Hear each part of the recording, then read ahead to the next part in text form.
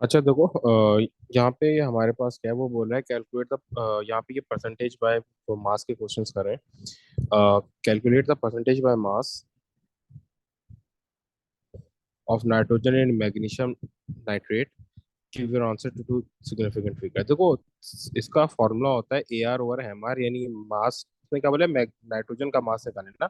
सबसे पहले तो मैग्नीशियम नाइट्रेट होता है क्या, मैग्नीशियम नाइट्रेट होता है Mg3N2। Mg3N2 क्या होता है, मैग्नीशियम नाइट्राइड होता है मेरे पास ना। देखो सही है, इसके लिए सबसे पहले तो हमें ये चीज पता ये होनी चाहिए कि मैग्नीशियम नाइट्राइड नाइट्रेट क्या होता है ना। Mgn2 का मैग्नीशियम को नाइट्रेट बोलते हैं, ठीक है। इसका फॉर्मूला क्या होता है, जिस स्पेसिफिक एलिमेंट का आपने मास निकालना है उसका mass divide by total mass और मल्टीप्लाई बाय 100, क्योंकि परसेंटेज है ना। तो यहाँ पे आपने निकालना है नाइट्रोजन का ना, तो क्या होगा, A R of nitrogen divided by M R of Mg3N2। सही। अब इसी तरीके से आप क्या करोगे, और मल्टीप्लाई बाय 100। अब यहाँ पे अपना आपका ए आर क्या है, ए आर, अच्छा सबसे पहले तो आप लिखो मैग्नीशियम नाइट्राइड क्या होगा, मैग्नीशियम का होता है 24, और 3 मैग्नीशियम है ना, तो मल्टीप्लाई बाय 3, प्लस नाइट्रोजन का होता है 14, और नाइट्रोजन कितने हैं, 2, तो मल्टीप्लाई बाय 2। सही। उसके वो बाद आपको देखोगे कि भाई ऊपर इसका मास क्या है, नाइट्रोजन का होता है 14 और नाइट्रोजन है कितने, 2, तो मल्टीप्लाई बाय 2। ठीक है। और इस पूरे को मैं क्या करूंगा, 100 से मल्टीप्लाई कर दूंगा, ठीक है। अब यहाँ पे हम वो कैसे करेंगे, एक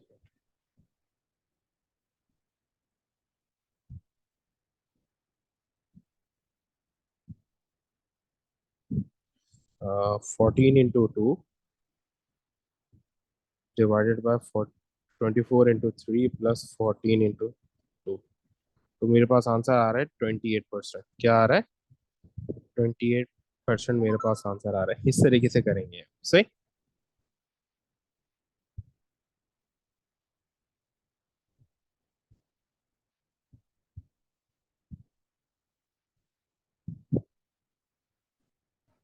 अच्छा देखो, ये इसी तरीके का एक और क्वेश्चन है, calculate the percentage of mass of phosphorus in calcium phosphate, give your answer to two significant figure. Calcium phosphate होता है Ca3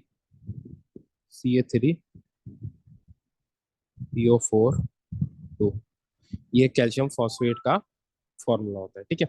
अब यहाँ पे आपने क्या करना है, उसी तरीके से करना है। उसने आपको पास फास्फोरस का बोला है ना, ठीक है।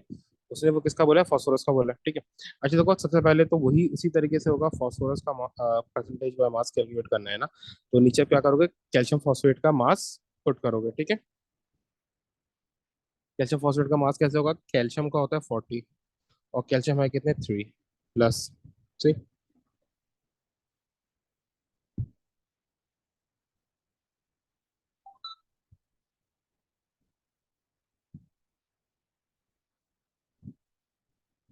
और अच्छा, अब इसमें दो तरीके, या तो आप पूरा PO4 को, जैसे पी मेरे पास है, पी का मास होता है, फॉस्फोरस का होता है 1 to 4।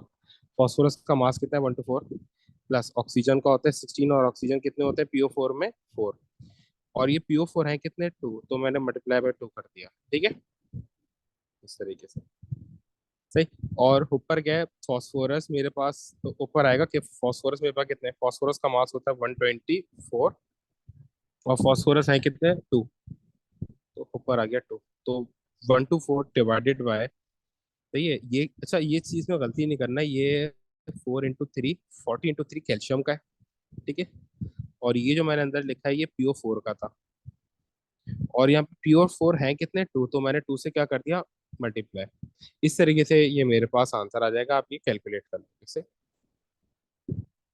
अच्छा तो इसी तरीके से ये एक और क्वेश्चन है, अमोनियम फॉस्फेट का मास जो है, अमोनियम फॉस्फेट इधर इधर fertiliser, calculate the percentage by mass of nitrogen in ammonium phosphate, give your answer to 3 significant figure. अच्छा देखो, ये क्वेश्चन रिपीटेडली आ रहा है और 2 या 3 मार्क का है, तो यानी कि ये फ्री के मार्क्स है, इतना आसान क्वेश्चन है और 3 मार्क का आ रहा है, तो इसमें आपने कोई गलती करनी नहीं है। हर साल के 1 या 2 क्वेश्चन ये लाजमी होते हैं ना, उसी तरीके से करोगे, सही है। Percentage of nitrogen by mass, ठीक है, इक्वल्स टू क्या होगा, अ, अब NH4 कैसे निकालोगे, नाइट्रोजन का होता है 14 प्लस हाइड्रोजन का होता है 1, लेकिन NH4 में ये है कितने, तो 4 है, सही है, ये हो गया। अब ये क्या है, NH4 खुद कितने, NH4 3 है, तो मैं क्या करूंगा, मल्टीप्लाई बाय 3, फिर प्लस PO4 आ रहा है, फॉस्फोरस का मास अभी हमने देखा था 124 था, प्लस ऑक्सीजन कितने हैं यहाँ पे 4 है, और ऑक्सीजन का मास होता है एक का 16, तो 16 इंटू 4 हो गया, सही। और ऊपर क्या है, नाइट्रोजन का मुझे उसने बोला है ना, नाइट्रोजन का मास होता है 14 और मल्टीप्लाई बाय 3, क्योंकि 3 नाइट्रोजन है, उसको 100 से मल्टीप्लाई कर दूंगा, ठीक है। ये दोबारा से एक्सप्लेन कर दूं, ये मेरे पास है NH3 का मास, सॉरी NH4 का मास, और ये 3 क्यों है, क्योंकि 3 NH4 आ रहे हैं, फिर ये P का है और ये O4 का है, सही, इस तरीके से। अब आप इसकी ये परसेंटेज बहुत आसानी से फाइंड आउट कर सकते हो। अच्छा देखो, मेरे पास यहाँ पे क्वेश्चन है, अब इस तरह डिफरेंट क्वेश्चन है ना, वो बोल क्या रहा है, the aqueous aluminum sulfate form is crystallized to make the hydrated uh, ammonium sulfate Al2SO4 3.XH2O, जो मैंने ऊपर यहाँ पे आपके पास वो लिख दिया है ना, इसको मैं हाइड्रेट कर रहा हूँ, हाइड्रेटेड यानी वाटर इसमें ऐड करा रहा हूँ, ठीक है। The relative mass of the hydrated ammonium sulphate is 666, सही। अब ये क्या है, ये पूरे का मास है ना, जो मैंने ऊपर लिखा है, लेकिन ये इसमें एक्स जो है, जो यहाँ पे जो एक्स लिखा है ना, इस एक्स का वो मतलब है कि मेरे पास number of moles of H2O हमें नहीं पता, लेकिन जो उसने यहाँ पे ये हेमार दिया है, ये पूरे का है ना, ठीक है। अब वो बोल क्या रहा है, बोला calculate the value of x in the formula, जो हमें ऊपर दिया हुआ है Al2SO4 3.XH2O, इसमें बताओ एक्स की वैल्यू क्या है। देखो ये काफी आसान क्वेश्चन है ना, देखो जब भी कोई ऐसा क्वेश्चन है ना कि उसने पर्टिकुलर एक कंपाउंड के नंबर ऑफ मोल जो रेशियो है वो उसने वो पूछे, तो अब मुझे एक बात बताओ, अगर मैं यहाँ पे जो टोटल मेरे पास कंपाउंड का मास है 666 ना, इससे मैं अगर सिर्फ ये Al2O3 का मास सब्ट्रैक्ट कर दूं, Al2SO3 का मास सब्ट्रैक्ट करूंगा, तो यहाँ पे मेरे पास इसका मास आ जाएगा एक्स H2O का, जितने भी H2O होंगे वो आ जाएगा, तो उससे मैं फिर इस H2O की क्वांटिटी भी फाइंड आउट कर सकता हूँ, ठीक है।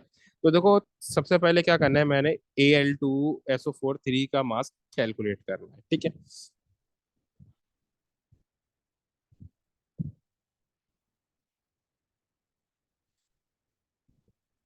एल्युमिनियम का मेरे ख्याल से 27 होता है ना, एल्युमिनियम का 27 हो गया, और एल्युमिनियम 2 है तो मल्टीप्लाई बाय 2, फिर प्लस SO4 का कितना है, सल्फर का मेरे पास होता है 32 ना,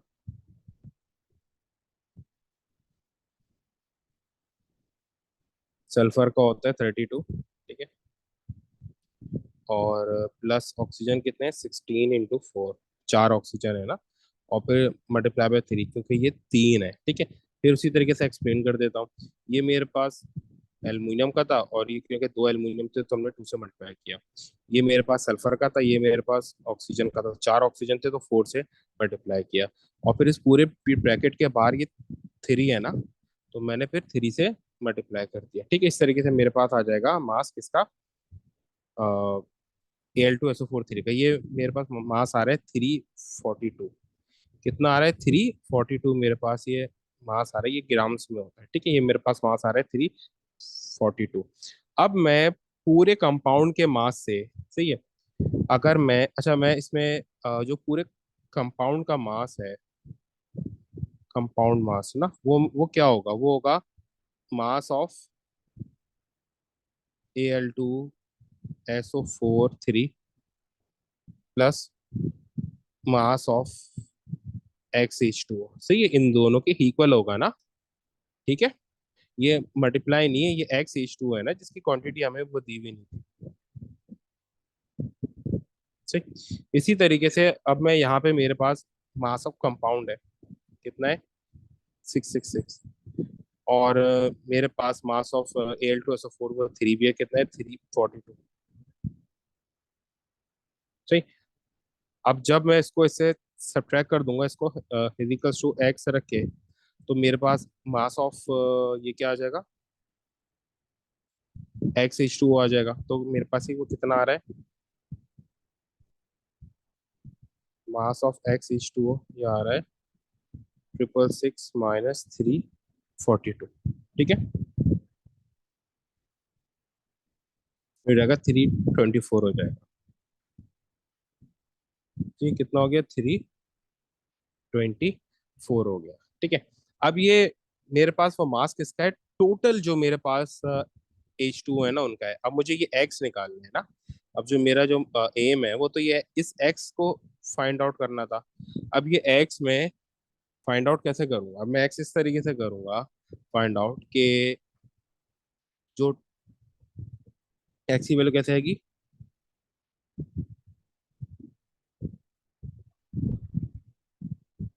टोटल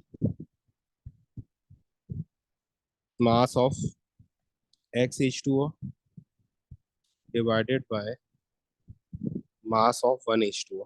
मैं एक H2O मैं टोटल जो H2O है उसके मास से एक H2O के मास डिवाइड कर दूंगा, तो मेरे पास टोटल नंबर ऑफ H2O आ जाएंगे। ठीक है, तो 324 डिवाइड बाय 18, तो मेरे पास आंसर आ जाएगा 18।